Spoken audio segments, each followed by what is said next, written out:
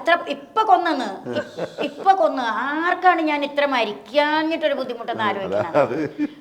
ഫസ്റ്റിൽ എനിക്ക് റീത്തും കൊണ്ട് വന്ന് ഫസ്റ്റിലത്തെ എൻ്റെ ഇപ്പം ഞാൻ ഇപ്പൊ പറഞ്ഞില്ലേ ഇത് വെച്ചുണ്ടെന്ന് എൻ്റെ വീടിൻ്റെ അടുത്ത് എനിക്കറിയാൻ പാടില്ല. അപ്പം ഞാൻ ഈ ഗെയിം കളിക്കും രാത്രിക്ക് ഉറക്കം പറഞ്ഞ ഗെയിം കളിക്കണം. അപ്പം അതിനൊരു പൊട്ട ഫോണുണ്ട്, ഒരു ഫോൺ നല്ലതുണ്ട്. ഈ പാമ്പ് പാമ്പ് കോണിയൊന്നും അല്ല, മറ്റേ കാൻഡി ക്രഷ്. ഇൻട്രസ്റ്റിംഗ്. പൈസ ഒന്നും ഇല്ലാണ്ട് ചേട്ടാ, പൈസക്കൊന്നും അല്ല, പൈസ ഒന്നും വെച്ച് കളിക്കില്ല. അപ്പൊ ചിലപ്പോ ഒരു ഡൗട്ട് തോന്നി എവിടെയും തോണ്ടുമ്പോ ഒരു ഇതൊക്കെ പറയുമ്പോ അതൊക്കെ വേഗം കളയും.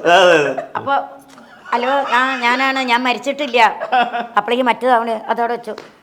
ഹലോ കുളപ്പുള്ളിയിലാണ്, മരിച്ചിട്ടില്ല. ഹലോ ഇല്ല ഞാൻ മരിച്ചിട്ടില്ല.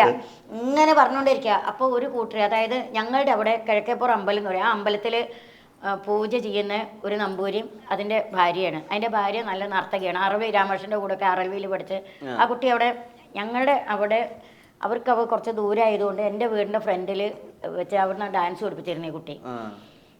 ഇത് ഞാൻ മരിച്ചു എന്നങ്ങോട്ട് ഇതായി ഇവരും കേട്ടു. രാവിലെ എല്ലാവരുടെയും മൊബൈലിൽ കുളപ്പുള്ളി ലീല മരിച്ചു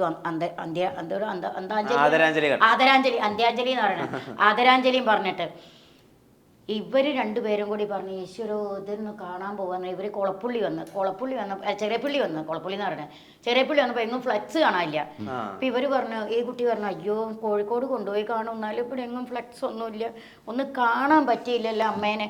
കുളപ്പുള്ളി എവിടെ എപ്പോഴും എടുക്കണമെന്ന് അറിഞ്ഞെങ്കിൽ നമുക്ക് കോഴിക്കോട് പോകുമായിരുന്നു പറഞ്ഞു. അപ്പോൾ ഈ ഭർത്താവ് എന്ത് പറഞ്ഞു വെച്ചാൽ സ്വാമി പറഞ്ഞു ഒരു കാര്യം ചെയ്യേ, റീത്തുണ്ട് ഇവരെ കയ്യിൽ, ഇത് അവരവിടെ എവിടെ വെച്ചിട്ട് നമുക്ക് ഇത് ഇവിടെ എവിടെയും വെക്കാം, അല്ലെങ്കിൽ വേണ്ട അങ്ങോട്ട് ഇങ്ങനെ കളയാം, എന്നിട്ട് നമുക്കൊന്നും നോക്കാം, വീട്ടിലേക്ക് പോവാം ഇതൊന്നും പറയാണ്ട് എന്ന് പറഞ്ഞപ്പോൾ ഞാനിത് 2 ഫോൺ മാറി ഫോൺ ചെയ്ത് തുടങ്ങി. അപ്പം എൻ്റെ ശബ്ദം ചെറുതല്ലേ, അതുകൊണ്ട് ഒരു 4 വീടിൻ്റെ അപ്പുറം എത്തിയപ്പോൾ ഞാൻ മരിച്ചിട്ടില്ല എന്ന് പറയുമ്പോൾ ഭർത്താവ് പറയാം ഇതിങ്ങനെ കരഞ്ഞോണ്ട് വരാം, എടീ നീ കരച്ചിലൊക്കെ മാറ്റ്, അമ്മയുടെ ശബ്ദമാണ് കേൾക്കുന്നത്.